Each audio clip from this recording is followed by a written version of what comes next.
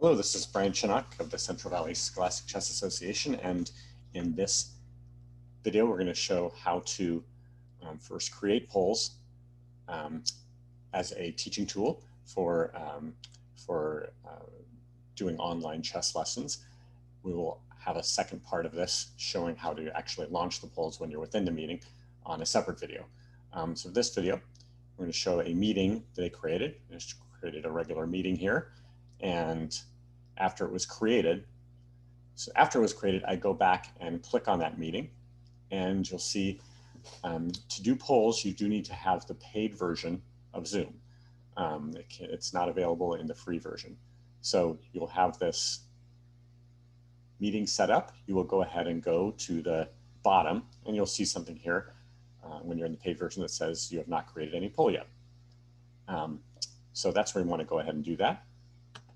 I'm going to go ahead and press add here. What this does is this gives you the chance to, let's say while you're giving chess problems on the board, ask the students, we're on there too, to go ahead, if you have multiple students, put in their answer. What I'll do is I'll call this problem 1. Anonymous means if you want the students' names and the answers that they gave to be anonymous, you check that. If not, you uncheck it. What I'm going to do here is I'm going to put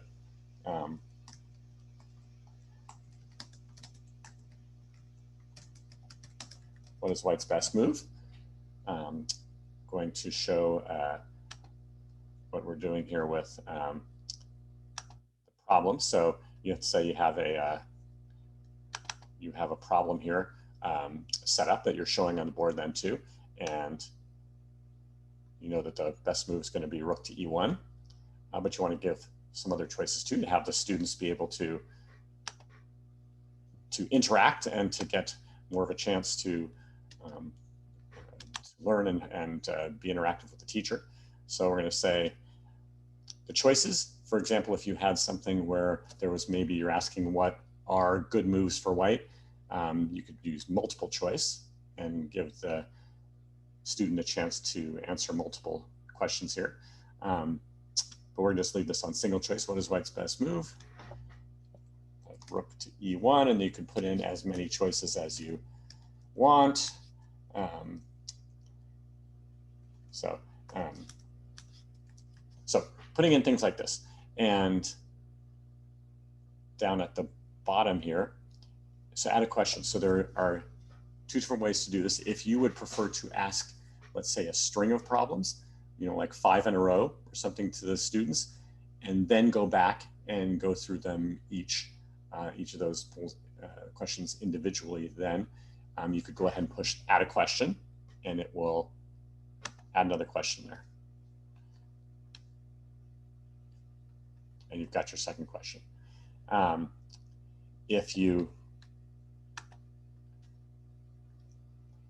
don't want to do it and you want to just make just want to save this first problem here, and you want to go one by one problem, then go ahead and just push save.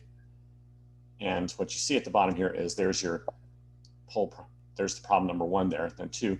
So I'm going to go one by one. So I run it, give the student the poll, let them make the answer, go over the question, and then go to the next one. So what I'm going to do is I'm going to add a second problem like this. I'm going to just call this problem 2.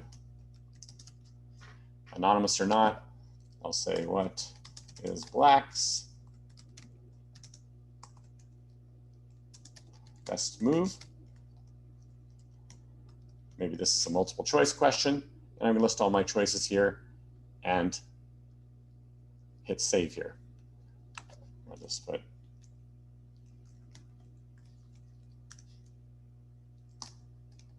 so I will list them all there, and again you'll see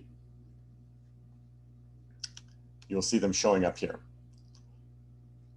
So I'll go ahead and at this point then, as soon as you have them all done, I'll go ahead and show something.